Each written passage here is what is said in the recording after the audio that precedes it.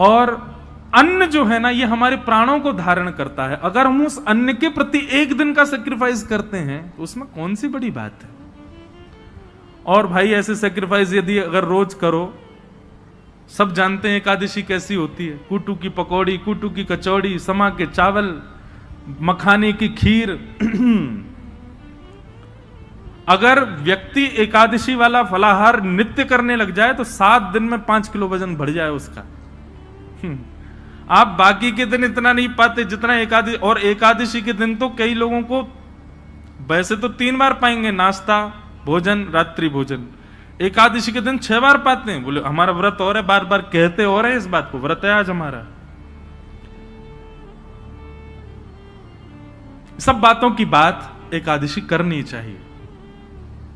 और उसके पीछे भाव क्या है, हम अपने प्रियतम के लिए, बस हमारा भक्ति में प्रेम बढ़े, हमारी प्रेम लक्षणा भक्ति बढ़े, हमको वो और प्रिय लगे, उसके लिए हम व्रत कर रहे हैं। अन्न जल का त्याग करके, फलाहारी होकर के व्रत कर रहे हैं। पर हम एक बात आपसे निवेदन करें, एकादशी में कुछ चीजें और मिलाइए। व्रत का मतलब क्या होता है, हमने एक पर्टिकुलर वस्तु का त्याग कर दिया। पर एक बात मेरे मन में कभी कभी आती है कि अन्न का त्याग करना कोई बहुत बड़ी बात नहीं है। आजकल के बच्चे सो करके उठते 12 बजे हैं और 12 बजे उठते हैं तो फिर भोजन पानी उनका ऐसे ही अस्त व्यस्त ही रहता है। आजकल के बच्चे एक समय ही भोजन कर लें वही बहुत है।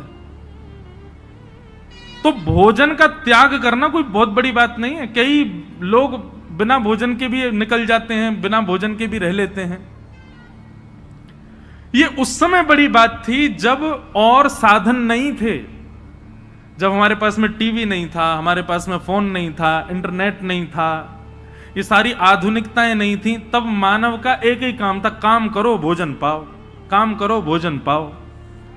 भोजन ही सब कुछ होता था। उन कालों में उस भोजन को त्यागने के लिए व्रत की विधा बनाई गई। पर आज वास्तव में व्रत उस वस्तु का होना चाहिए जिसके बगैर आप एक क्षण नहीं रह सकते। उस वस्तु का व्रत होना चाहिए। तो कई बातें हैं। एकादशी में 2-3 चीजें जोड़िए। अब आज की तो निकल गई, अगली एकादशी आवे तो जैसे जो आपका अवगुण है, जैसे कई भाई लोगों को, कई लोगों के अंदर अवगुण आ जाता है, कुछ खान पान का अवगुण हो, स्वभाव व्यवहार का अवगुण हो। सब जानते हैं कि मेरे अंदर अवगुण क्या है। मुझे क्रोध बहुत आता है, मुझे इसके प्रति ईर्ष्या होती है, मुझे ऐसा लोभ होता है, मुझे इसके प्रति मोह है। ये जो जो आपकी दूषितताएं, उनका व्रत कीजिए। सावधानी से सुनो, सब लोग इधर देखो, कथा सुनो। अपनी दूषित वस्तु जिसके बगैर आप एक क्षण नहीं रहते, उसका त्याग कीजिए, तब व्रत माना जाएगा।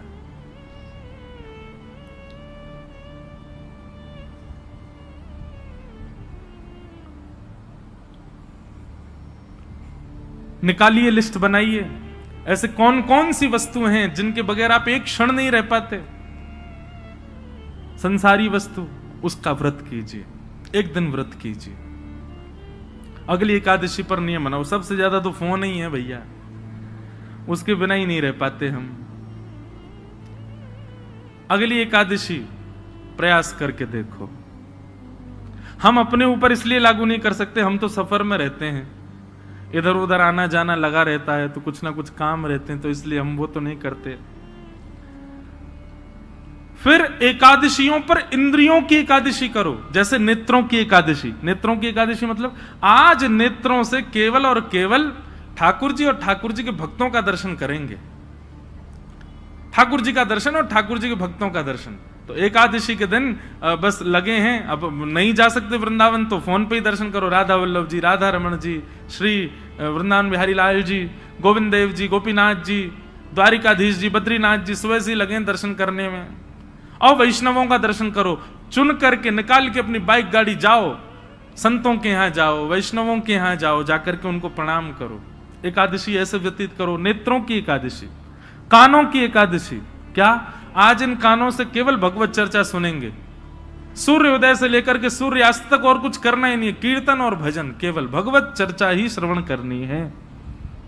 कानों की एकादशी, मुख की एकादशी दो प्रकार से हो सकती है, या तो मौन रहो या फिर केवल और केवल भगवान नाम ही कहो, और कुछ बोलना ही नहीं है, केवल भगवान नाम। मुख की एकादशी, हाथों की एकादशी कैसे निकालो, सवेरे निकल जाओ 6 बजे महाराज, मंदिर जो हैं आपके क्षेत्र में सबकी सफाई करना, सब जगह जाकर के स्वच्छता करना, सबके ठाकुरों की सेवा करना, हाथों से सेवा। पैरों की एकादशी, प्रदक्षिणा करो, परिक्रमा, गैया की परिक्रमा, माता पिता की परिक्रमा, मंदिरों की परिक्रमा। ऐसे भैया अपने तन से एकादशी करो, केवल अन्न छोड़ने मात्र से काम। ये आगे की विधा है, पहले अन्न से ही शुरू कर लो, पर शुरू करो। ये 3 निष्ठाओं का यदि आपने पालन कर लिया तो दावे से कह रहे हैं अंतिम श्वास से पूर्व ही ठाकुर जी का निश्चित दर्शन होगा, निश्चित ठाकुर जी अनुग्रह करेंगे। और भाई प्रयत्न तो करने पड़ेंगे, बिना प्रयत्न के ठाकुर जी तो नहीं मिल रहे। हम इतने बड़े भक्त तो है नहीं कि ठाकुर जी बेचारे हो कहे कछु ना करे, आदमी ले आओ याते, कछु तो करो, ऐसा तो कछु जीवन में लाओ जैसे लाल जी आप सो प्रसन्न हो, आवे आपके समीप। और एक बात मैं आपसे कहूं, पाव भाजी खा लो बाहर किसी ढकेल पर, 20 रुपए का मिल जाएगा, वही पाव भाजी 5 स्टार होटल में खाओ 500 रुपए का। क्यों? प्रस्तुतिकरण में भेद है। ऑफरिंग, वो ऑफर करने का नतीजा है कि वहां महंगा है यहां सस्ता है। ठीक वैसी भक्ति भी है। एक लोटा जल लिए, उसी में तुलसी डाल दी, उसी में चावल डाल दी, उसी में रोली डाल दी, उसी में चीनी डाल दी, उसी में सब डाल दी, जा गए शंकर जी पर चढ़ा के और नियम करके त्रिपुंड लगा के बेलपत्र चढ़ा के सिर पे लेके आ गए। एक तो ये ऑफरिंग है और एक दूसरी ऑफरिंग है, सारी सामग्री बढ़िया सुंदर सजा करके लेकर के गए, एक एक करके एक एक सामग्री शंकर जी पर चढ़ा रहे हैं, सुंदर कोमल हाथों से शंकर जी के सुंदर अभिषेक कर रहे हैं, और उसके बाद में सुंदर इत्र लगा करके त्रिपुंड लगा करके प्रणाम करके खूब देर रज रज के भाव से करके आ रहे हैं। दोनों में अंतर है कि नहीं? भक्ति में प्रस्तुतिकरण देखिए आप कैसे प्रस्तुत कर रहे हो। केवल करना है ये नहीं, इससे बढ़िया तुम मत ही करो। केवल एकादशी करनी है, हमको अन्न नहीं खाना, लेकिन पूरे नाक में दम कर दिया घर के में, जे बनाओ, भूख लगी है केला लाओ, ये बनाओ, ये करो। ऐसी क्या फायदा? एकादशी एकादशी जैसी दिखनी चाहिए, उसका प्रस्तुतिकरण ऐसा रखो। ये जो भाव हम आपको बता रहे हैं, हम तो 10% बताएंगे, बाकी आपको विचार करने पड़ेंगे। अब अगली एकादशी होगी, उसमें क्या करना चाहिए जिससे ठाकुर जी प्रसन्न हो। क्योंकि एकादशी के दिन ठाकुर जी दोनों नेत्र खोल करके सब पर दृष्टि डाल करके सबकी क्रियाएं चेक करते हैं। एक प्रकार से यह समझ लीजिए एकादशी अवसर है, 15 दिन में जो आपने किया उससे निवृत्त होने का अवसर है। इसका मतलब यह नहीं कि 14 दिन सब आपने किए, बोले एकादशी आई रही है सब बढ़िया कर लेंगे उस दिन। अवसर है, अवसर मिला, अब अगले दिन से प्रयास करें कि अब दूषित नहीं करना है। बहुत सारे भाव हैं, मैं तो बोलते ही चला जाऊंगा। हमारे गुरुदेव एक बात कहते हैं कि भाव थोड़े कह करके और फिर आगे बढ़ो। मैंने कहा क्यों गुरुजी, पूरा प्रस्तुतिकरण ही कर? बोले नहीं, कुछ गृह कार्य रहने दो ना, उनको भी सोचने दो, श्रोताओं को भी। तो अब आगे की चीज आप विचार करो। ये 3 निष्ठाएं हैं, इन तीनों निष्ठाओं में एक चीज का ध्यान रखना है, प्रस्तुतिकरण। नाम जप कितना कर रहे हैं ये जरूरी नहीं है, पर जितना कर रहे हैं कैसे कर रहे हैं ये आवश्यक है। तुलसी निष्ठा केवल गले में पहन करके डोल रहे हैं ये नहीं, तुलसी जी को धारण करके आप कितना मान सम्मान का ध्यान रख रहे हैं, कितने आचार विचार की शुद्धता कर रहे हैं ये आवश्यक है। एकादशी कर रहे हैं, पर एकादशी के दिन आपका व्यवहार, आपका स्वभाव, आपकी क्रियाएं कैसी हैं उसका ध्यान रखें। तो आज एकादशी है और आज हमारे वृंदावन के मुकुटमणि ठाकुर जी श्री राधा वल्लभ लाल जी को जिन्होंने प्रकट किया, ऐसे श्री हेतरवंश महाप्रभु, उनका प्रादुर्भाव हुआ, उनका प्राकट्य आज के दिन हुआ। बंधुओं, श्री महाप्रभु जी जो हैं ये वंशी के अवतार हैं। ठाकुर जी की वंशी। वृंदावन में 3 हरित्रयी हैं, 3 हरि हुए। कौन कौन? पहले हरिवंश महाप्रभु, दूसरे स्वामी श्री हरिदास जी और तीसरे हरिराम व्यास जी। ये हरित्रयी बोली जाती। और इन हरित्रयों के रूप क्या हैं? ललिता, विशाखा और वंशी। इन तीनों का अवतार ये तीनों हैं। आप सबको पता है, और नहीं पता है तो सुन लीजिए। अभी मेरी नासिक में कथा थी तो इतना मुझे सुख मिला। प्रथम दिन और अंतिम दिन 2 दिन मैं त्र्यंबकेश्वर दर्शन करने गया, क्योंकि मेरा नियम था कि 1 महीने तक मैं उस परिसर से बाहर नहीं जा सकता जहां कथा थी। तो वहां से महादेव का स्थान लगभग 30 किलोमीटर था। प्रथम दिन गया अनुष्ठान से पूर्व, तो जैसे ही मैं पहुंचा कितना सुख मिला। देखो, वहां के सारे पुजारी जो अपने त्र्यंबकेश्वर भगवान के सेवा अधिकारी, मैं जैसे ही पहुंचा तो मुझको लेकर के गए, बोले आप चलो गर्भगृह में अंदर प्रणाम करने। मैंने कहा नहीं भैया, देखो मैं खुद वीवीआईपीओ के कथाओं में जाकर के जो है उनकी बुराई निंदा कर देता हूं, खुद बन के जाऊं तो बड़ा विचित्र लगता है। और नहीं नहीं, आपको चलना पड़ेगा। मैंने कहा देखो, खुद प्रयास करके जाना, उसमें हो सकता है कि गड़बड़ी हो, लेकिन कोई खींच के ले जा रहा हो तो फिर मना नहीं है। आप स्वयं प्रयास करके मत जाओ, लेकिन आपको पुजारी जी स्वयं ही खींच ले जाएं तो फिर दिक्कत नहीं है। कई लोग सोच रहे होंगे, बोले ठीक है तो फिर हम पुजारी जियों से ही अपने संबंध बना लेंगे, बढ़िया। उनसे कह देंगे देखो हम प्रयास नहीं करेंगे, तुम खींच लेना हमको। तो ले गए, अंदर जाकर के महादेव के सामने कुछ स्तुति आदि की, उसके बाद पुष्प अर्पित किया और मेरा रोम रोम पुलकित हो गया। जैसे ही मैंने प्रणाम किया, सारे पुजारी एक स्वर में बोले बोलो श्री राधा वल्लभ लाल की। ये सुनते ही मेरा रोम रोम पुलकित। मैंने कहा आप लोगों ने? बोले नहीं, आपने कहा है ना कथा में कि श्री राधा वल्लभ जी जो हैं ये महादेव के ठाकुर जी, ये हमारे श्री महाकाल भगवान के निज ठाकुर जी हैं। जैसे हमारे निज के गोपाल जी, मेरे निज के श्री गिरधर लाल जी, ऐसे ही श्वेत द्वीप में उमा पार्वती और महादेव दोनों मिलकर के अपने निज ठाकुर जी की सेवा करते हैं। वही है श्री राधा वल्लभ लाल जी जो वृंदावन में विराज रहे हैं। ये महादेव के ठाकुर जी। आत्मदेव नाम के ब्राह्मण ने तपस्या करके महादेव को प्रसन्न किया। महादेव ने प्रसन्न होकर के कहा वरदान मांगो, क्या चाहिए ब्राह्मण देवता? तो आत्मदेव ब्राह्मण जो थे वो थोड़े से उनके अंदर ये था कि मैं ऐसा कोई रत्न मांग लूं जिससे मेरे जीवन में कोई अभाव ना रहे, मुझे धन की प्राप्ति होने लग जाए उससे।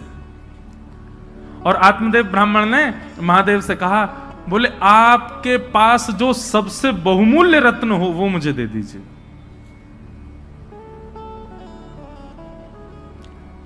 महादेव ने जैसे ही सुना नेत्र सजल हो गए, बोले तुम सब दुनिया मांग लो हमसे, लेकिन ऐसा मत कहो कि अपना बहुमूल्य रत्न दे दो, क्योंकि महादेव के बहुमूल्य रत्न तो श्री राधा वल्लभ जी हैं।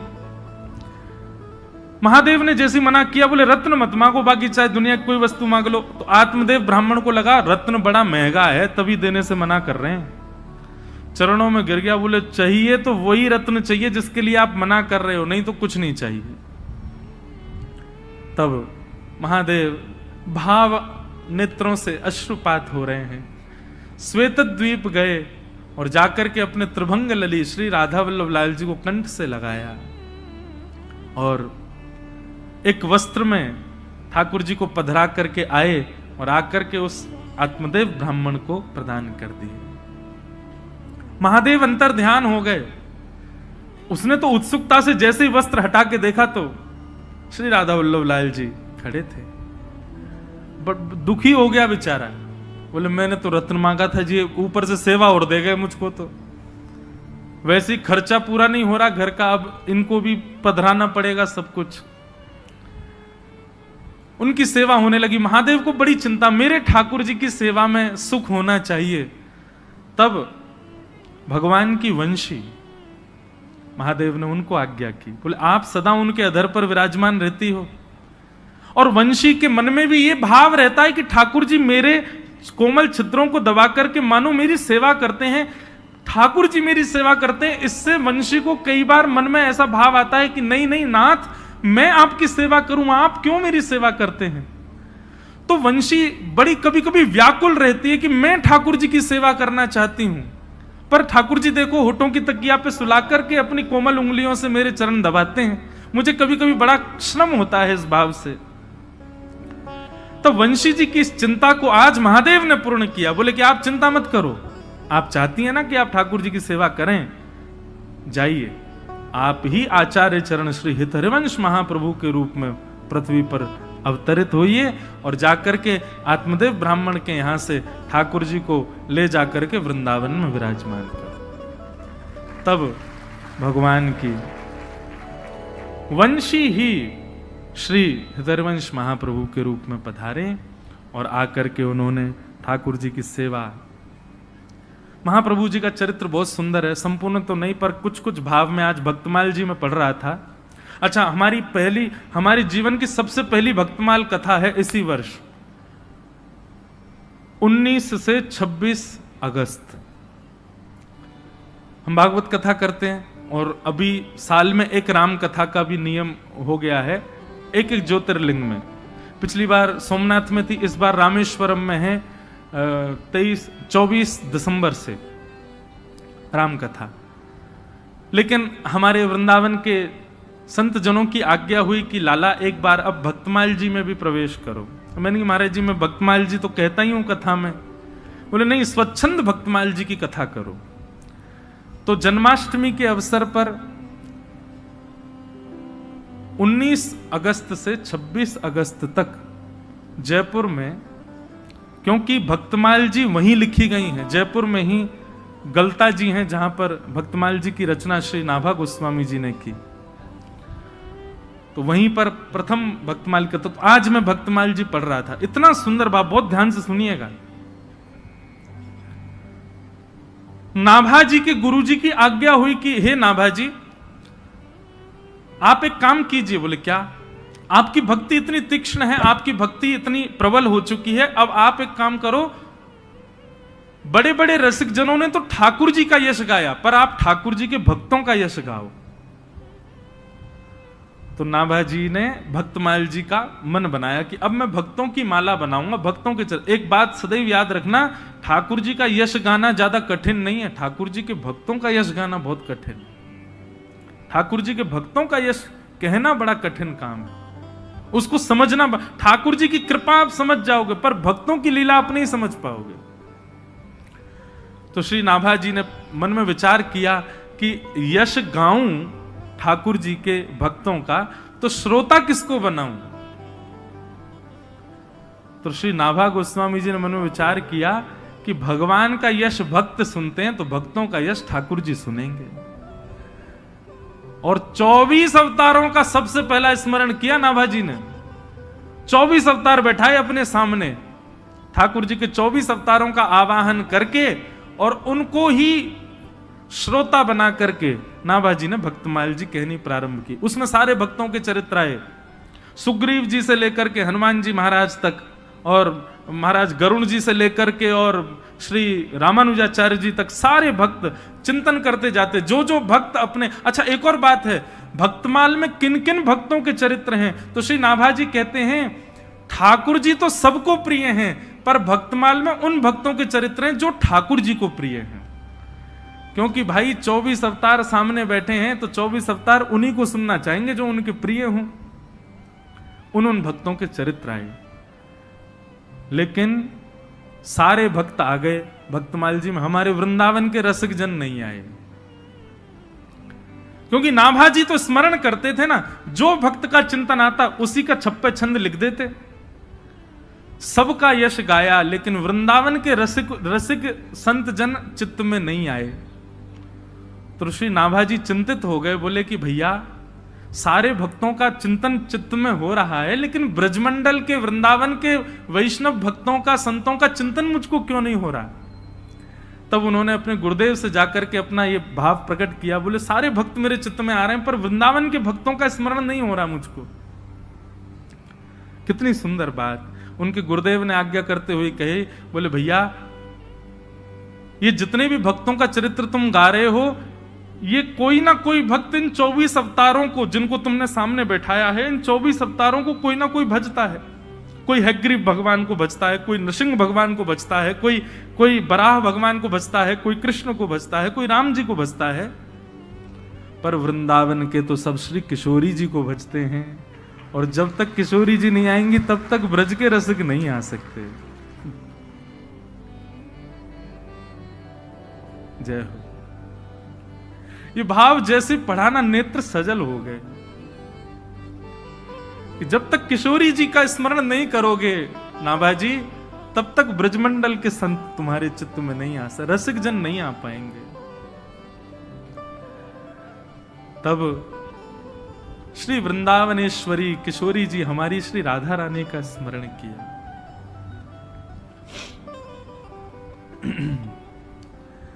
एक भाव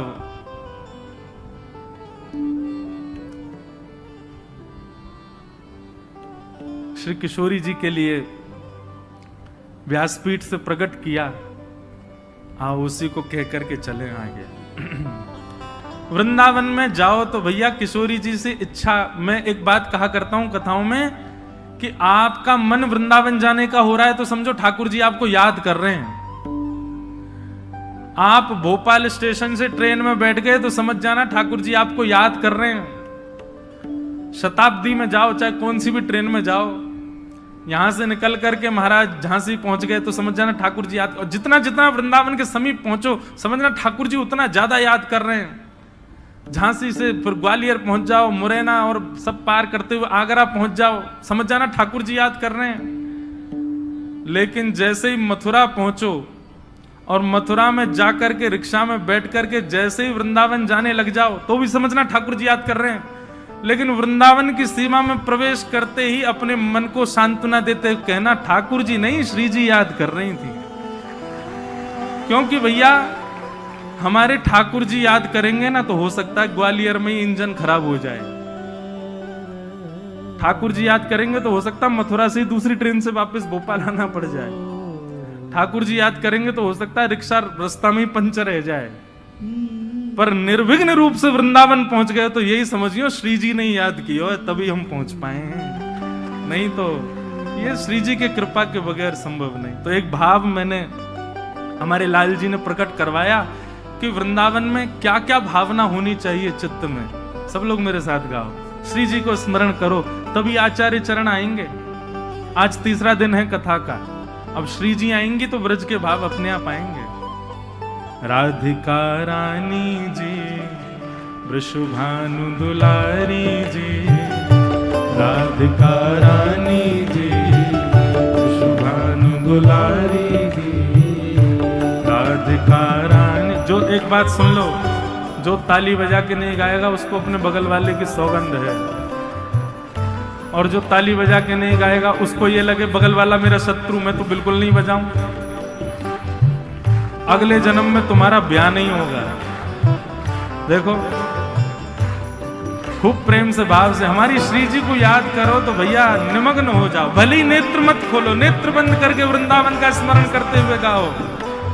ओ राधिका रानी जी, वृषभानु दुलारी जी, राधिका रानी जी, वृषभानु दुलारी जी। ओ सुन लो अरज हमारी हमारी, रहूं ब्रज रज को पास पास, रहूं ब्रज रज को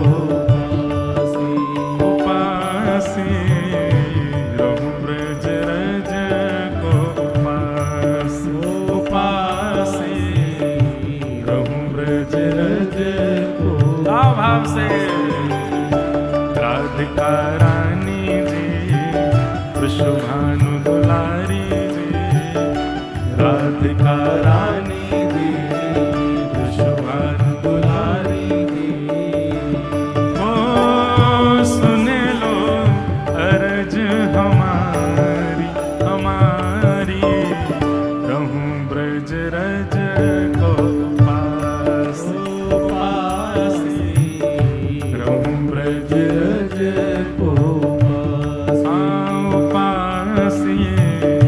रहूं ब्रज रज को उपासी, उपासी रहूं ब्रज रज को। बोल राधा रानी की, बरसाने वारी की।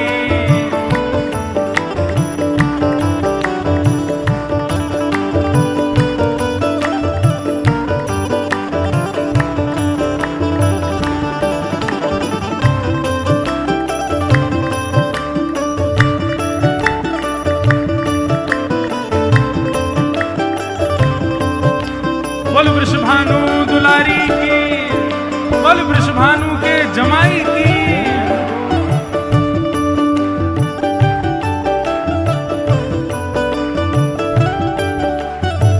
देखो इस पद में 3 बातें हैं। वृंदावन की मंगला कैसी होनी चाहिए, वृंदावन का मध्य दोपहर कैसी होनी चाहिए, और वृंदावन की शाम कैसी हो। तीनों बातें सुनो।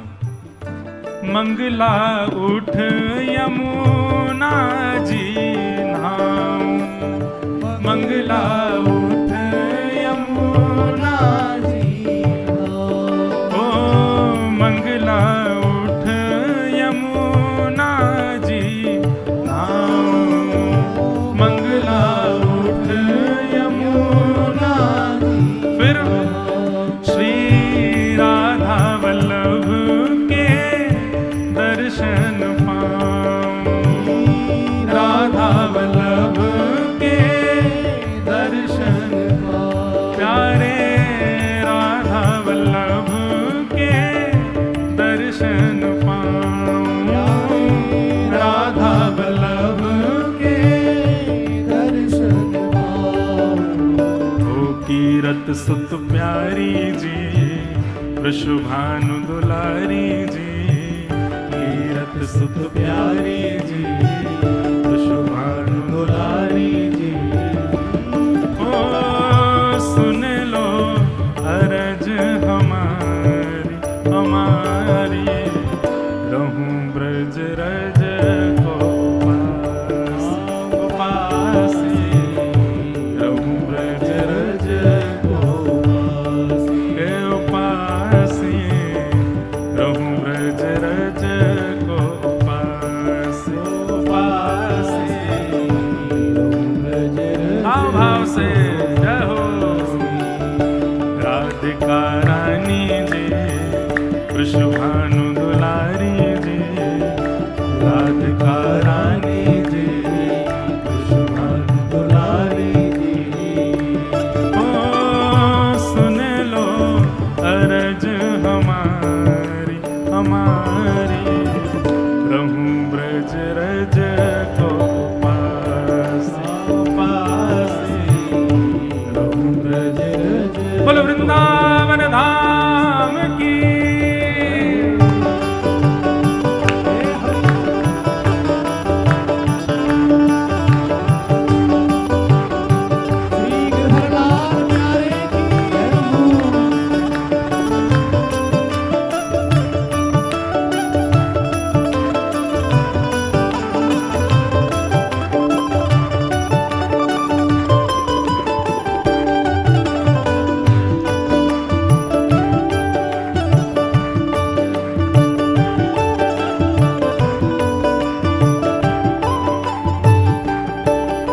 अब मंगला में क्या करना, यमुना जी नहाओ, राधा वल्लभ जी के दर्शन करो। अब आया राजभोग का समय, दोपहर के समय क्या करो, ब्रजवासिन के मधुकरी पाऊं, ब्रजवासिन के मधुकरी पाऊं। वृंदावन में कहीं बाहर भोजन नहीं करना है, जाओ किसी ब्रजवासी, अनजान ब्रजवासी, द्वार खटखटाओ, बैल बजाओ, वो निकल के आए तो उससे कहो आपके घर में जो कुछ बचा हो प्रसादी हमारे हाथ में दे, उसको पाओ। अरे भैया, जिन ब्रजवासी के घर में जबरदस्ती घुस घुस के ठाकुर जी भोजन करते हैं, हम तो मांग के पा सकते हैं ना, पाओ। ब्रजवासिन के मधुकर पाओ, ब्रजवासिन के मधुकर पाओ, ब्रजवासिन के मधुकर पाओ,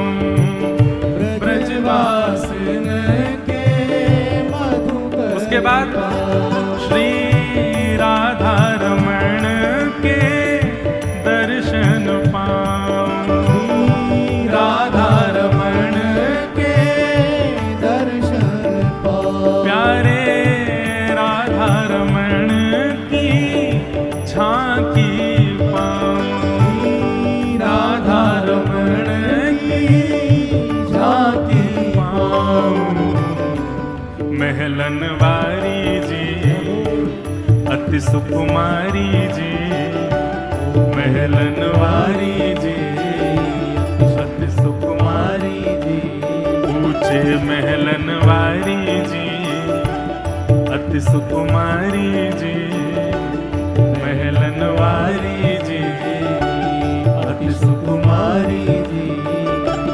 ओ सुन लो अरज हमारी हमारी, रहूं ब्रज रज को पास पास, रहूं ब्रज रज को पास पास, रहूं ब्रज रज को पास पास।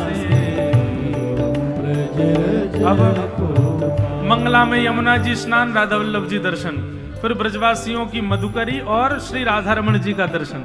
अब तीसरा काम वृंदावन में क्या करना है?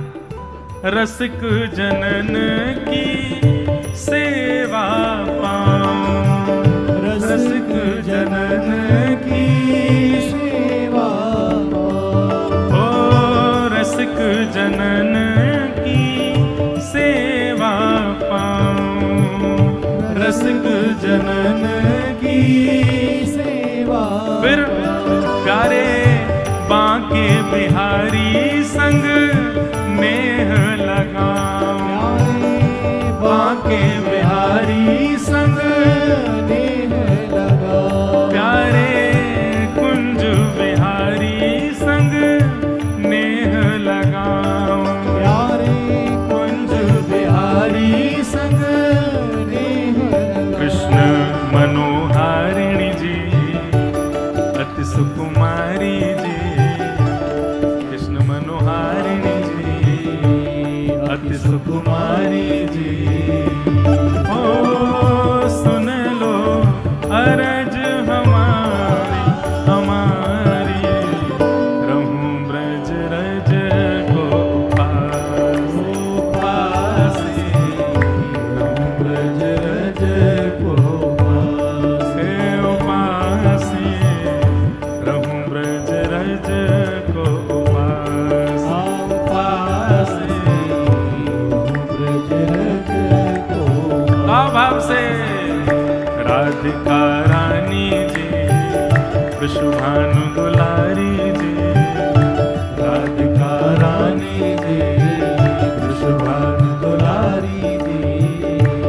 ओ सुन लो अरज हमारी हमारी, रहूं ब्रज रज को पास पास, ब्रज रज को के पास, रहूं ब्रज रज को पास पास, ब्रज रज को। अब मेरी भावना ऐसी कि मंगला हो गई राधा वल्लभ जी के दर्शन से, फिर ब्रजवासी इनकी मधुकरी पालई राधा रमण जी के दर्शन करके, और फिर साय संत जनन की सेवा करके बिहारी जी सो नेह लगा लियो।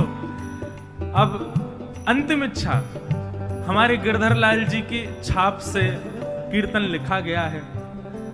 अंतिम इच्छा क्या है? ये मधुकरी पाकर के, संतन की सेवा करके, यमुना जी में स्नान करके, तीनों ठाकुरन के दर्शन पाके चाहते क्या हो?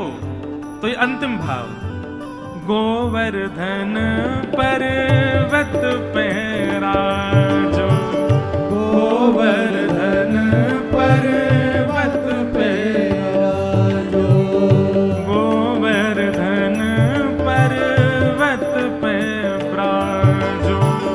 हे श्यामा जी, हमारी इच्छा ऐसी है, इन तीनों के ये काम करते हुए हम गिरिराज जी जावें और जब गोवर्धन की परिक्रमा करें तो श्री गिरी कंदरा में आपके हमको दर्शन है जाएं। गोवर्धन पर्वत पे राजो और श्यामाजू आप अकेली मतइयो। तो हमारे नेक्स्ट से गिरधर लाल जी हैं, इनके संग पधारियों।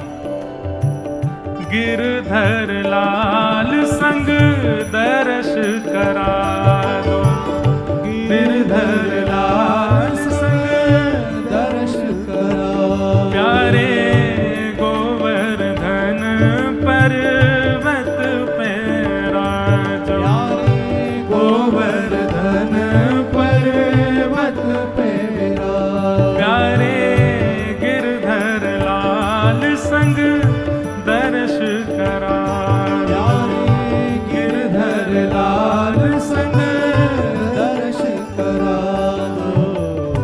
कृपा अभिलाषी जी अरज हमारी जी, कृपा अभिलाषी जी अरज हमारी जी।